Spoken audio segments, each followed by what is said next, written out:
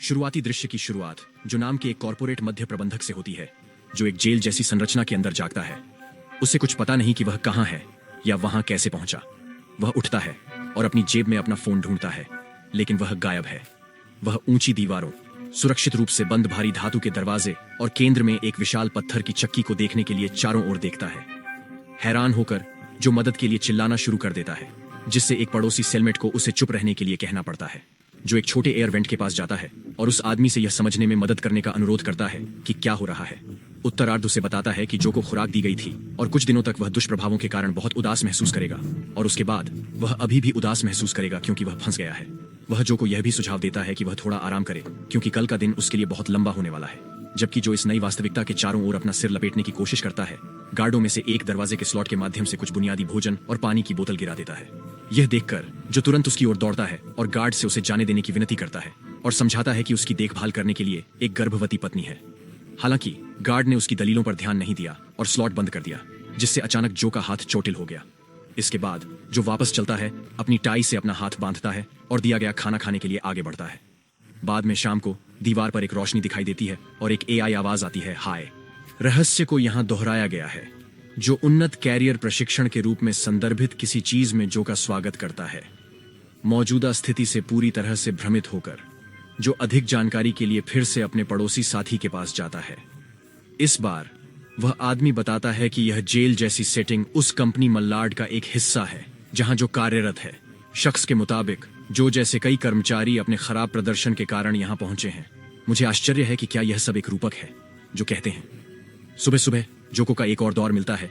साथ ही गार्ड से शौचालय के छेद के माध्यम से कचरे का निपटान करने के निर्देश भी मिलते हैं। थोड़ी देर बाद जोको एक चौंकाने वाली खोज हुई जब उसने जमीन में दबी हुई किसी चीज, एक मानव खोपड़ी को देखा। चिंतित होकर वह वेंट की ओर भागता है और इस स्थान पर होने वाली किसी भी मौत के बारे में पूछताछ करता है। तब सेलमेट पुष्टि करता है कि यहां काम करने के दौरान वास्तव में कई कर्मचारियों की डेथ हो गई है। जो को चिंता है कि कोई भी कंपनी इस तरह से कैसे काम कर सकती है।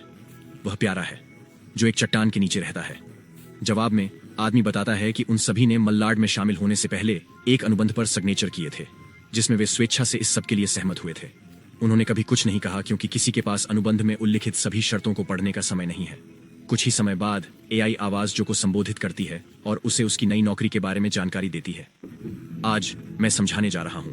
वॉयस नामक यातना का एक रूप कहता है कि जो सुबह 6 बजे से रात 10 बजे तक काम करेगा और उनके काम में पत्थर की चक्की को आगे बढ़ाना शामिल है। हार क्रांति से उसे 1 अंक मिलेगा। उसे प्रतिदिन 50 चक्करों का कोटा हासिल करना होगा, अन्यथा उसे दंडित किया जाएगा।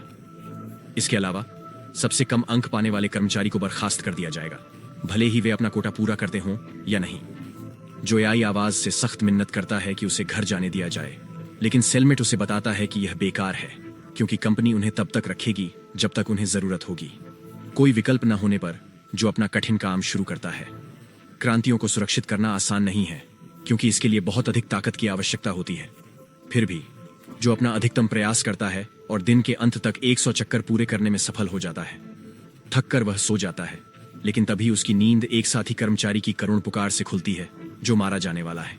अगली सुबह जो अपना नाश्ता कर रहा है, अपने पड़ोसी सेलमेट से बात करते हुए वह सोचता है कि कोटा का क्या मतलब है, क्योंकि कर्मचारियों को उनके लक्ष्य को पूरा करने पर भी हटा दिया जाता है।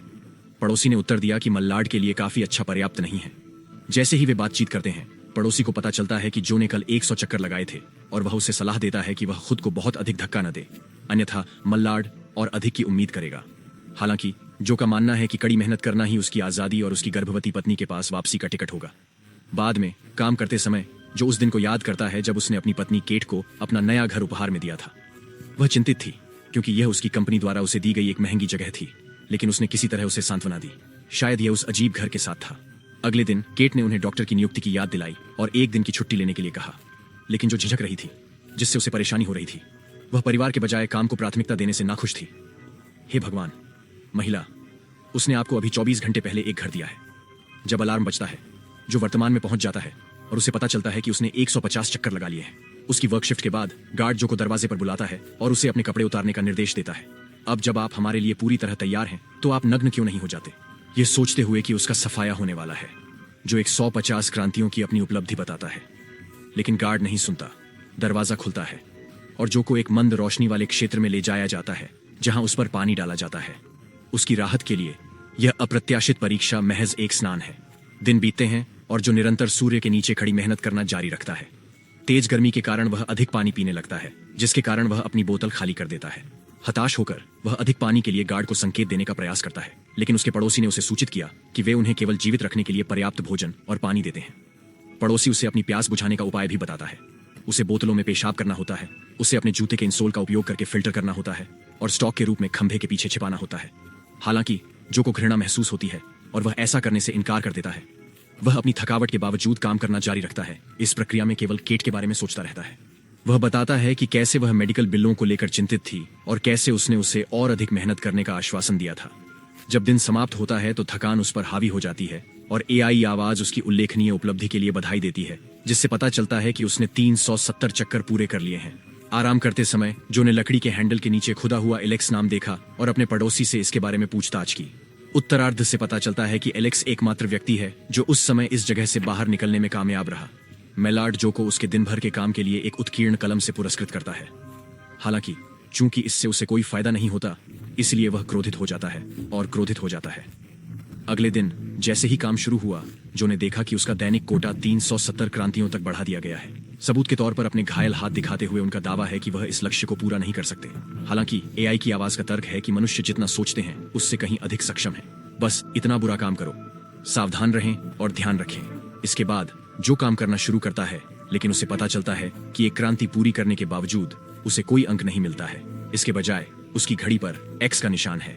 पूछे जाने पर पड़ोसी ने स्पष्ट किया कि जो को दंडित किया गया है और अब उसे एक अंक अर्जित करने के लिए 2 चक्कर लगाने होंगे, जिसका अर्थ है कि उसका नया कोटा 740 बचा है। कोई विकल्प न होने पर जो अपना श्रम शुरू करता है, वह खुद को सीमा तक धकेलता है, लेकिन अंततः थकान उस पर हावी हो जाती है और वह हार मान लेता है। दिन के अंत में एआई आवाज उसे सूचित करती है कि वह अपना कोटा पूरा करने में विफल रहा है और उसका मानना है कि उसे एक नई प्रेरणा की आवश्यकता हो सकती है। फिर केट की प्रोफाइल स्क्रीन पर दिखाई देती है और एआई आवाज उसे भी इस स्थान पर लाने की धमकी देती है।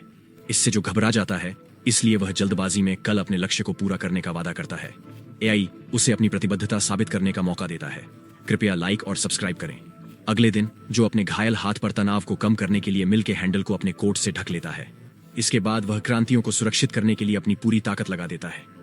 एक बिंदु पर उसकी थकावट मतिभ्रम की ओर ले जाती है, जिसमें वह खुद का एक मजाकिया संस्करण देखता है जो मल्लाड में उसके विश्वास का उपहास करता है। फिर भी जो इन विकर्षणों को नजरअंदाज कर देता है और अपने काम में लगा रहता है। घड़ी में 10 बजने से कुछ क्षण पहले कोटा पूरा करने के बाद अंततः उसके रिकॉर्ड से जुर्माना हटा लिया जाता है और जो मिल के पास सोने के लिए चला जाता है। सुबह के शुरुआती घंटों में वह एआई आवाज से जाग जाता है, जो उसे अस्पताल में अपने नवजात बच्चे के साथ अपनी पत्नी का एक छोटा वीडियो प्रस्तुत करता है। भावनाओं के ज्वार से अभिभूत जो रोता है, यह महसूस करते हुए कि वह पिता बन गया है, लेकिन वह वहां नहीं रह सका। बाद में वह एयर वेंट के पास जाता है और पड़ोसी से विवरण पूछता है कि एलेक्स इस नरक से कैसे बाहर निकला। पड़ोसी पहले तो झिझकता है, लेकिन जब वह जो के नवजात शिशु के बारे में सुनता है तो वह इसे अपनी जीवन कहानी से जोड़ता है और उसकी मदद करने का फैसला करता है। फिर वह जो को एक खंभे के पीछे उस जगह की जांच करने के लिए कहता है जहां सीसीटीवी कैमरा नहीं पहुंच सकता है। उनके निर्देश के बाद जो दीवार की जांच करता है, लेकिन उसे एक गोलाकार क्षेत्र मिलता है। यह महसूस करते हुए कि यह एक कमजोर स्थान है, वह अपनी उत्कीर्ण कलम उठाता है और दीवार पर खुदाई करना शुरू कर देता है। दिन बीतते जाते हैं और जो अपना खाली समय दीवार में छेद खोदने में बिताता है, आखिरकार वह इसे इतना बड़ा बना लेता है कि वह इसमें रेंग सके। इसमें उद्यम करते हुए वह एक अंधेरे क्षेत्र में पहुंच जाता है। जो बाहर निकलने का रास्ता खोजने की उम्मीद में इधर उधर देखता है, लेकिन उसके प्रयास तब व्यर्थ साबित होते हैं जब गार्ड उसे ढूंढ लेता है और उसे अक्षम कर देता है। जब जो को होश आता है तो उसे पता चलता है कि गड्ढा फिर से भर गया है। सजा के रूप में उसका कोटा 1000 क्रांतियों तक बढ़ा दिया गया, जबकि पड़ोसी का पैर काट दिया गया। असहाय महसूस करते हुए जो अपने पड़ोसी से माफी मांगता है, लेकिन पड़ोसी इतना दर्द में है कि वह अब काम नहीं कर पाएगा। जो को आश्चर्य होता है कि क्या वह कुछ कर सकता है, लेकिन पड़ोसी ने खुलासा किया कि पूरी जगह एल्गोरिदम द्वारा नियंत्रित है और वे एआई के साथ तर्क नहीं कर सकते हैं।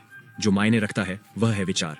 उन्होंने यह भी खुलासा किया कि उन्होंने ही एल्गोरिदम बनाया था, क्योंकि वह आईटी विभाग में काम करते थे।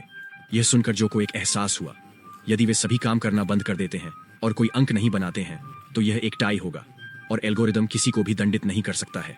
इस विचार से उत्साहित होकर जो अपने साथी कैदियों के साथ एक संघ बनाने और उन्हें ऐसा न करने के लिए मनाने की कोशिश करता है।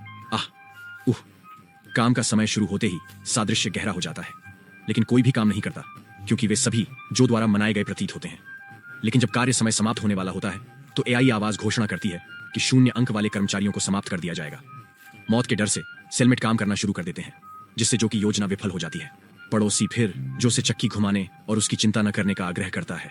कोई विकल्प न होने पर जो एक क्रांति हासिल कर लेता है, जिससे उसे समय समाप्त होने से ठीक पहले एक अंक मिलता है।